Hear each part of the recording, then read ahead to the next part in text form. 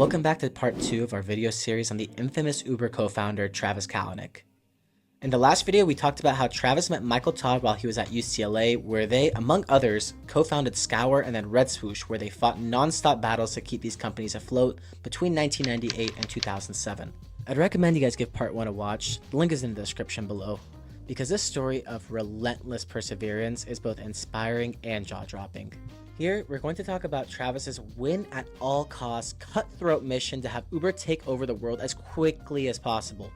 His method for success included ignoring regulations and straight up sabotaging his competition. He also had methods for evading law enforcement and law enforcement investigations in cities and countries where Uber was not yet allowed to operate.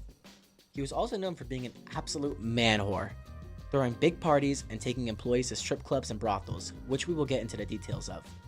We'll get into the nitty-gritty of all these shady scandals. They're pretty interesting.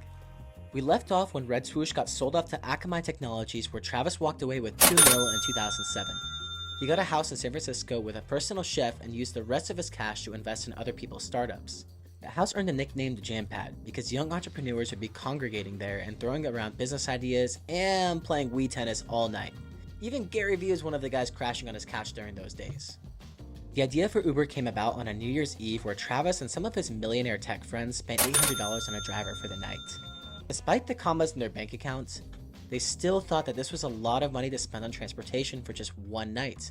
One of the guys out on that night, Garrett Camp, had the idea that it would be so convenient for someone to just be able to open their smartphone and request a cab by pressing a couple of buttons. They got to work on it, but neither Travis nor Garrett wanted to run the company.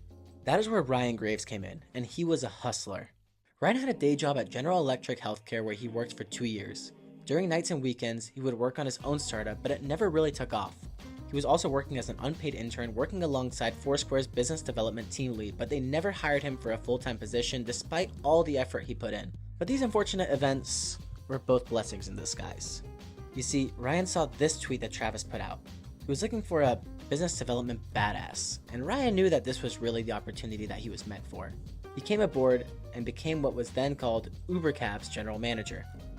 The app was launched in San Francisco in June 2010, and within 2 weeks, the 10 drivers working there were providing more than 10 rides per night. Investors were intrigued by Uber, but not yet quite ready to pour their money into it. They wondered if, 1, it was scalable, and 2, if Graves, the inexperienced entrepreneur, was actually able to run this company properly. Later on that summer, there was a forum event where investors would be presented with projects for potential investment, where Ryan presented UberCab and raised $1.25 million. Uber was beginning to take off from the ground, but it wasn't long until the young company was being attacked on all sides. San Francisco, Chicago, Las Vegas, New York City, these places were all run by the taxi companies and have been for decades. But Travis was not afraid. He was excited to be the new kid in town. He knew he was going to change the world. And in San Francisco, he got a cease and desist order from none other than the San Francisco Metropolitan Transportation Authority, stating that he was operating a taxi service without a taxi license. How did he deal with this? He just changed UberCab to Uber and bought the Uber.com domain name. That was pretty much the farthest he'd ever changed Uber to comply with others. Travis was not going to let any existing rules or regulations change Uber. In fact, he was dead set on Uber either avoiding the law or being a force to change the laws. For example, in California in 2014, Uber was getting into hot water for doing airport pickups without a permit. But Travis literally told drivers to keep doing it anyways, and that they would cover any tickets that they got. Then, they ended up overturning this regulation with the help of petitioning and with lobbyists. As the company grew both in the States and abroad, there were over 100,000 documents leaked that revealed that during Travis's time as CEO, Uber lobbied Joe Biden, former German Chancellor Olaf Scholz, former British Secretary of State George Osborne, and French President Emmanuel Macron in an effort to allow Uber to operate. Taxi companies all over the country tried to sue Uber, claiming that they were under unfair competition and violating antitrust laws, but they won every single one of them. In fact, only one of them ever even went to trial. Taxi companies had to deal with the fact that their decades of dominance had come to an end. Here's an interesting one. In 2017, it was revealed that for years, again while Uber was under the control of Travis, that in places where Uber was illegal like Portland, Oregon, Vegas, Italy, Australia, South Korea, Uber was able to identify riders who were government officials and avoid giving rides to them. Uber was able to target people like the local police who may have been involved in sting operations with a fake version of the app that showed them fake cars that would never pull up to pick them up when ordered. This helped Uber drivers avoid getting ticketed and to keep on operating. Uber defended themselves, stating that they had the right to defend drivers from harm, and even if said harm was just a traffic citation, another way they defended themselves was by saying that officials targeted were colluding with competitors and taxi cab companies.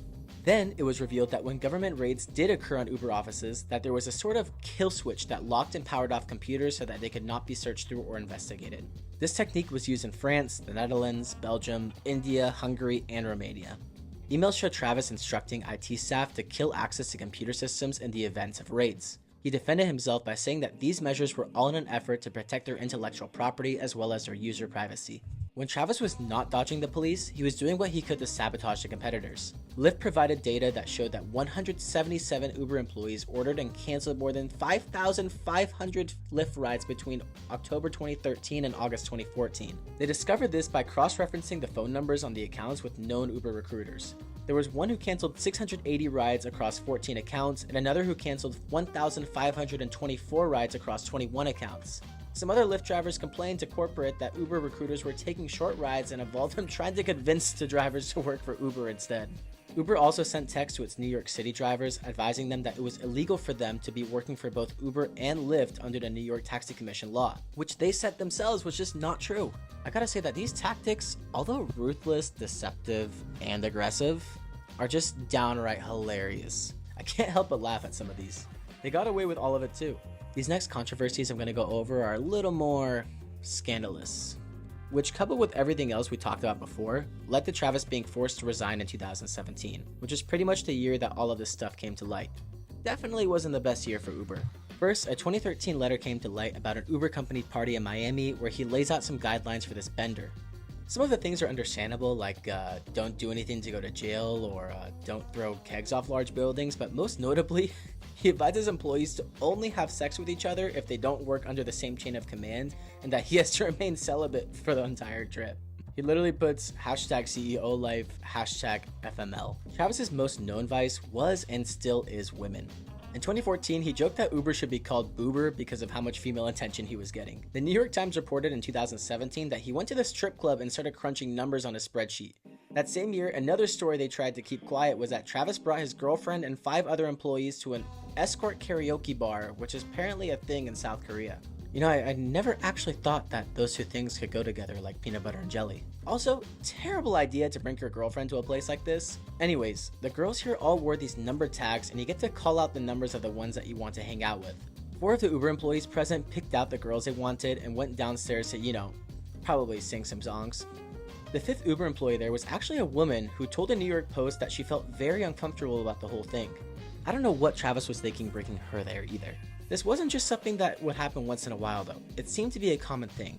Travis would take executives to the strip clubs and expense everything to Uber, to which the executives would jokingly say, "Tits on Travis." The icing on the cake in 2017 was a video surfacing of him yelling at an Uber driver after the driver was complaining to Travis that he was not making a living by driving for Uber. He apologized for this, but the damage was already done. Investors were getting very concerned about Uber's image. The hashtag #DeleteUber led to hundreds of thousands of people deleting their accounts that year. Now that was a lot to unravel. The list goes on with internal sexual harassment claims, Uber trying to cover up charges against drivers, and so on, but if I wanted to cover everything, then this would be a 2-hour video. Point is, Uber went from being viewed as a cool new innovative company that sends you a car from pressing a button on your phone to this evil corporate conglomerate run by a narcissistic and cutthroat CEO. In June 2017, an independent investigation on Uber's sexual harassment issues were released to Uber's top management. There were pages upon pages of recommendations that suggested that Travis should step down. And on the 13th of June 2017, he took an indefinite leave of absence from Uber. He stepped down as CEO just a week later after 5 major investors demanded his resignation in a letter. He remained on the board of the company until the end of 2019. He sold off most of his Uber stock and walked away with $2.5 billion. Now, since his departure, he bought a $36 million New York City penthouse, a $43 million LA mansion. He runs a venture capital company called 10100 and a company called City Storage Systems that redevelops distressed real estate.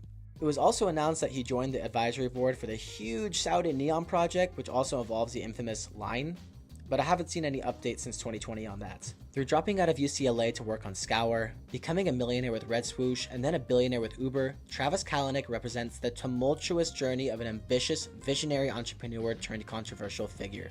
Kalanick's relentless drive to dominate the transportation industry knew no bounds. His merciless pursuits of success led to a series of scandals and controversies, characterized by ruthless tactics, regulatory evasion, and some questionable ethical conduct.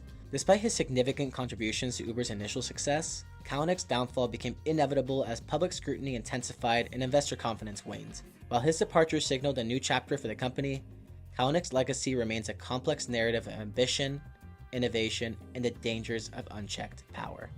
Thank you for watching, guys.